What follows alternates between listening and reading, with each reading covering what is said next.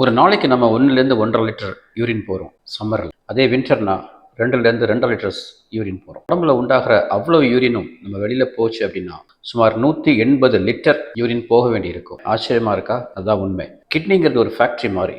ஒவ்வொரு கிட்னிலையும் ஒரு 10 லட்சத்துலேருந்து 15 லட்சம் பேர் இருக்காங்க. அப்போ 2 கிட்னிலையும் ஒரு 20 லட்சத்துலேருந்து 30 லட்சம் யூனிட் இவ்வளோ பேர் சேர்ந்து யூரினை ஃபார்ம் பண்ணுறாங்க. நம்ம கிட்னிக்கு ஒரு நிமிஷத்துக்கு 1250 1.25 லிட்டர் பிளட் வருது, சுத்திகரிக்கப்படுது. இந்த 1.25 லிட்டர்ல இருந்து 125 ml யூரினை ஃபார்ம் பண்ணுது. ஒரு நிமிஷத்துக்கு 125 ml ஃபார்ம் பண்ணுச்சுன்னா ஒரு நாளைக்கு எவ்வளோ 180 லிட்டர் யூரின் ஃபார்ம் ஆகும். ஆனால் நம்ம அவ்வளோதையும் பாஸ் பண்ணுறது இல்லை. எல்லாத்தையும் நம்ம பாடி திருப்பி எடுத்துக்கும் அந்த வாட்டரை. ஒவ்வொரு கிட்னியில் இருக்கிற இந்த 10லேருந்து 15 லட்சம் யூனிட்ஸ் அவ்வளவுமே வீணாக போகும்பொழுது தான் ஒரு கிட்னி ஃபெயிலியரே உண்டாகுது. இவ்வளோ பெரிய விஷயம் நம்ம உடம்புக்குள்ளே நடந்துட்டு இருக்கு, ஆனால் நமக்கு தெரியல.